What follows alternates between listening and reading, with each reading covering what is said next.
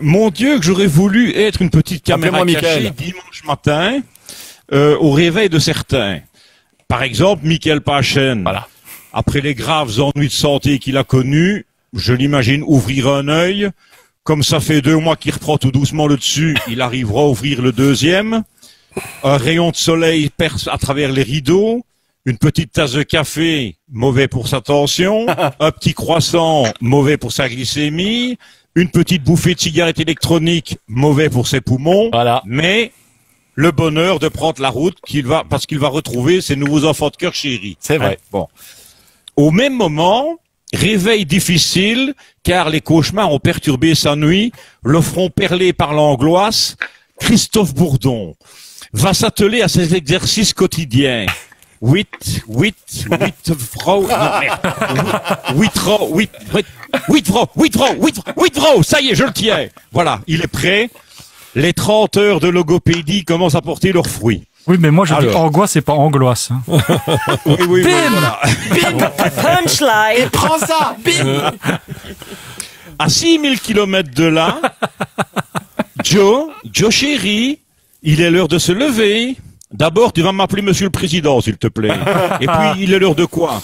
Ben, de travailler. Tu as dit que dès que tu serais président, tu te mettrais au travail, que tu allais rassembler les Américains. Ben, si tu veux un conseil, Joe, avant de les rassembler, n'oublie pas de les désarmer, hein, parce que là, c'est un peu comme au Vietnam.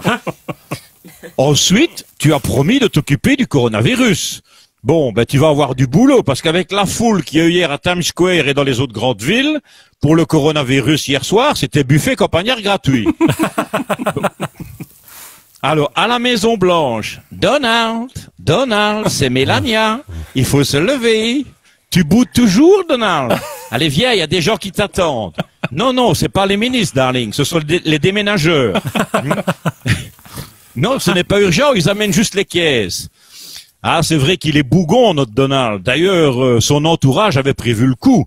Samedi, pour le préserver, il l'avait amené au golf. Parce qu'il paraît que ça calme, le golf. Ils ont bien fait de ne pas l'amener à une partie de ball-trap, ça c'est sûr. Et alors, le soir même, on revient de ce côté-ci du globe, comme si la tension internationale n'était pas déjà à son comble, voilà Tipa qu'on apprend qu'un des couples de l'amour et dans le pré a triché. Oula. Oh, le drame. Ah oui, il y aurait anguille sous roche entre Laurence et François avant même que le jeu ait commencé. Elle a d'ailleurs décliné toutes les invitations avant même de lire les lettres des éventuels prétendants. RTL, TVI est outré. Mais vous connaissez, demande alors Sandrine Danse à François qui avait la culotte de Laurence autour du cou.